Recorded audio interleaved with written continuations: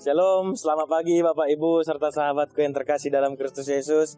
Pada weekend hari ini, Sabtu 25 Juni 2022, kita kembali lagi bertemu di dalam kanal YouTube HKBP Sukarami untuk sama-sama mendengarkan firman Tuhan dan pesan yang akan membawa kita untuk menguatkan kita menjalani kehidupan kita satu hari ini.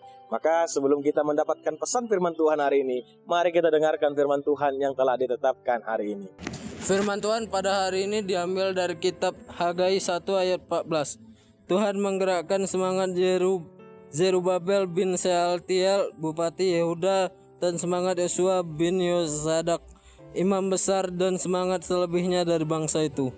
Maka datanglah mereka lalu melakukan pekerjaan pembangunan rumah Tuhan semesta alam, Allah mereka. Dalam bahasa Batak, jadi disunggul Jehovah matondini si Zerubabel anak ni si Sealtiel pengarajai sian Juda doa tondini sintuan ni malim Yosua anak ni si Josada doa tondini sandok pasi ni bangsoi gabe robe nasida mangarodoti ulaon ni bagas ni Jehovah Zebaot debata nasidai. Demikian firman Tuhan pada hari ini. Bapak Ibu serta saudara-saudaraku serta sahabatku yang terkasih dalam Kristus Yesus. Mengapa orang lebih memilih bekerja daripada bersekutu di dalam gereja? Kita bukan bilang bahwa bersekutu di dalam gereja bisa menghasilkan banyak uang. Bersekutu di dalam gereja bisa mementingkan, mencukupkan dan mengenyangkan kehidupan kita, tidak. Tetapi kenapa orang tidak menyeimbangkan ketika dia bekerja dan bersekutu? Rupanya disinilah kita boleh lihat Bapak Ibu, kenapa orang lebih mementingkan ini? Karena adanya prioritas. Prioritas ini membuat terkadang orang sulit untuk memilih mana yang terbaik, mana yang benar-benar.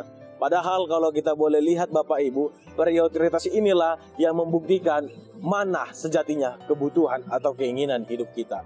Banyak orang yang terhasut oleh keinginan hidupnya. Banyak orang terhasut hanya untuk mengenyangkan keinginannya. Padahal mereka lupa bahwa keinginan rupanya tidak sehebat kebutuhan. Karena apa? Karena kebutuhanlah yang biasanya mencukupkan kita. Sedangkan keinginan tak pernah mencukupkan kita. Apalagi mencukupkan keinginan daging kita. Maka kita boleh lihat ketika prioritas kita sudah salah langkah. Prioritas kita sudah salah di dalam penafsiran kita. Dan itu juga yang kita boleh lihat pada firman Tuhan saat ini. Yang bagaimana banyak orang tidak pernah mau mengorbankan waktunya untuk pekerjaan Tuhan. Banyak orang yang kurang memprioritaskan hidupnya untuk Tuhan. Padahal sejatinya kita boleh lihat Bapak Ibu, bahwa Tuhan telah memprioritas kita untuk bangkit dari segala kesalahan dosa kita, untuk diampuni, untuk diberikan damai sejahtera, dengan korban bahwa Tuhan Yesus harus disalibkan. Sudah seharusnya ini ya harus kita tentukan Bapak Ibu, mana yang menjadi prioritas kita, mana yang menjadi tanggung jawab kita, mana yang menjadi kebutuhan kita. Memang benar kita harus terbutuhkan atau tercukupkan secara ekonomi, tapi tidak mungkin tanpa ada ekonomi. Tak akan mungkin kalau kita hanya bekerja tanpa ada rasa syukur, tanpa meminta perlindungan dari Tuhan. Dan tak akan mungkin kita akan bisa bekerja tanpa ada kesehatan dari Tuhan. Maka kita harus lihat Bapak Ibu, ketika kita selama ini sudah salah langkah atau sudah agak lari atau agak sesat jalan kita, yang banyak mementingkan keinginan duniawi, padahal kita lupa untuk mementingkan kebutuhan rohani kita. Mari kita lihat prioritas kita. Mari kita perbaiki lagi cara hidup kita. Kita seimbangkan lagi, bahkan mari kita utamakan Tuhan di dalam hidup kita. Karena ketika kita utamakan Tuhan dalam hidup kita, kita akan melihat bahwa hidup kita ini dipenuhi pada dasarnya kebutuhan, bukan keinginan.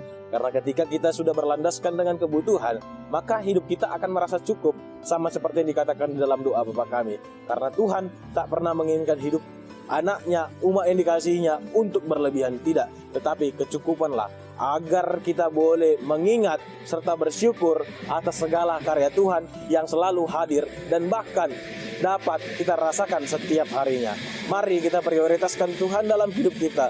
Waktu pekerjaan Tuhan biarlah harus kita nyatakan di dalam kehidupan kita, sehingga prioritas untuk melayani Tuhan ada di dalam setiap pribadi kita. Tuhan memberkati kita di dalam satu hari ini. Shalom.